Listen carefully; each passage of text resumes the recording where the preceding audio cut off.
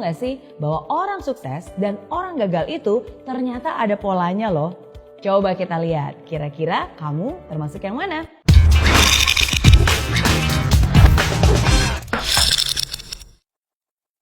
Apakah kamu ingin sukses? Pastilah, siapa juga yang gak pengen sukses? Sukses dalam karir, sukses dalam pendidikan, sukses dalam hubungan, sukses dalam bisnis, sukses dalam segala hal. Walaupun definisi sukses setiap orang pasti berbeda-beda. Namun tahu gak sih bahwa orang sukses dan orang gagal itu ternyata ada polanya loh. Coba kita lihat, kira-kira kamu termasuk yang mana? Yang pertama, orang sukses selalu mencari bagian dari jawaban. Dia itu bagian dari solusi masalah. Pikirannya kreatif, pikirannya unik dan selalu cari cara, selalu cari jalan. Sedangkan orang gagal jangankan mencari solusi masalah, justru biasanya dialah yang menjadi bagian dari penyebab masalah. Bikin problem, bikin runyam, bikin keributan. Hal kedua, orang sukses selalu mau belajar. Mereka terbuka terhadap segala macam informasi baru dan mereka itu mau menyerap bagaikan spons. Orang gagal biasanya mereka merasa sudah pintar. Ya, merasa sok pintar. Nggak butuh informasi. Ya, udah tahu. Itu tuh yang biasanya selalu keluar dari mulut mereka. Gak heran kan, kebanyakan orang macam ini justru berpikiran sempit. Karena segala informasi bukannya terserap, malah terpental sama mereka. Hal ketiga, orang sukses selalu melihat atau menemukan peluang di setiap masalah. Mau seburuk apapun, pasti ada hal baik yang bisa diambil. Bahkan di kondisi jelek pun tetap aja ada hal positif yang bisa ditemukan. Nah, orang gagal biasanya hanya melihat masalah di setiap peluang. Bahkan hal yang sudah baik-baik aja nih bisa dicari-cari terus kesalahannya. Bisa dikorek-korek terus negatifnya. Hal keempat, orang sukses membuat komitmen dan dia akan berusaha semaksimal mungkin untuk menghidupi komitmennya. Dan omongannya bisa dipercaya. Sedangkan orang gagal hanya akan membuat janji-janji palsu, pengharapan palsu yang mereka tidak akan pernah menepatinya. Hal kelima, orang sukses selalu proaktif mencari peluang untuk melakukan sesuatu yang bermanfaat. Kalau dikasih tanggung jawab lebih dan pekerjaan yang lebih besar, pasti dia akan senang dan melakukannya dengan sepenuh hati.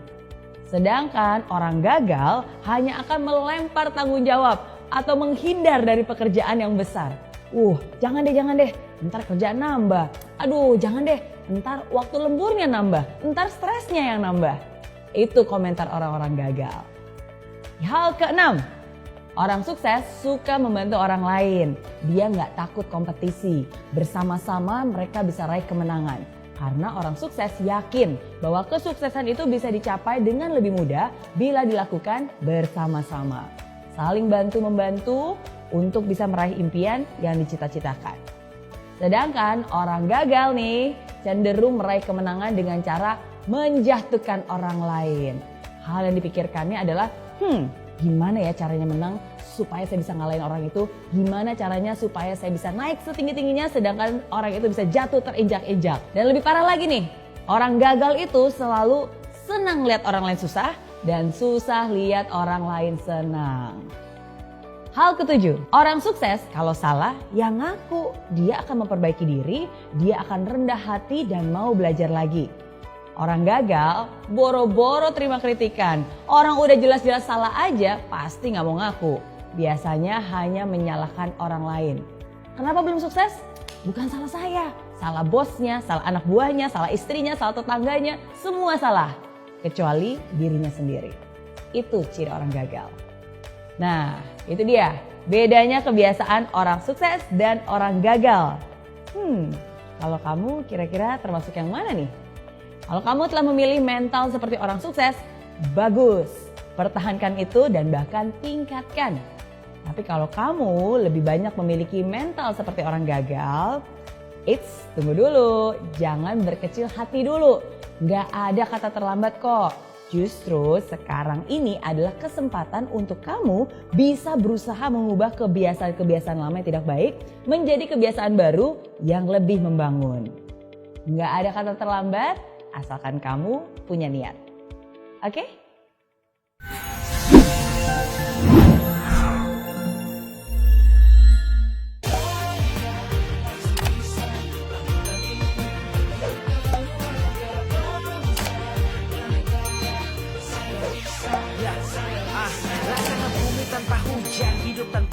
bebatuan, kering dan mati tanpa hijaunya tumbuhan.